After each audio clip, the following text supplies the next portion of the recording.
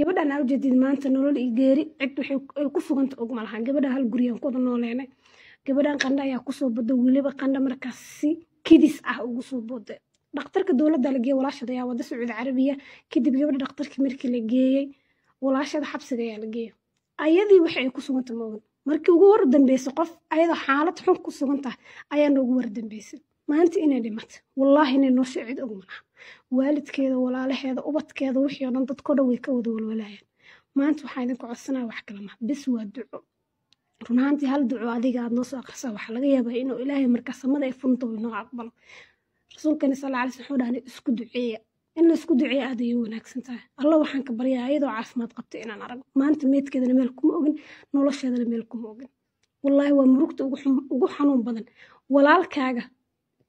meel uu ku sugaya aadan ogeynin aadan raadsan karin xitaa waa idinka codsanaya bilis igu soo maanta akhbaarta idinaa waxay tahay iqra in la helo laakiin waa qof meyd ah runtii xal ayay dhimatay shalay maqribta ayaa noola soo sheegay in la helo ay caafimaad qabto akhbaarta xala noogu soo xigtana 5 saac 4 saac wixii ahayd in ay dhimatay runtii horta allah u naxariisto ana nafta kuma soo celin kara adinkana kuma soo celin kartiin laakiin waxaa ka xuma iqra in ay ku dhimatay xaalad markaas aad aan ugu xumaa 9 bir qof isbitaal ku sakaraad tahay oona hal qof albaabka aan ka istaagin maxay kula tahayna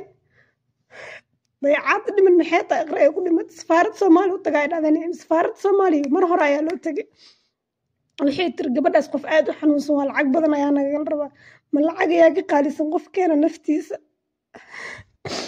Soomaaliya anaga dhamaan buuxa u dhamaan waa ضيعات runtii iqra maanta xitaa haddii ay sakaraadayso qof ogeed mana dhakhtarka ayaa la soo xiriiray wiil maalintii gaari ku geeyay soo dhaaway ay dhimatay midin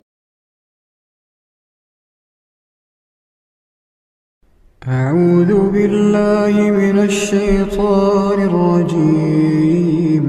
يا عبادي الذين آمنوا إن أرضي واسعة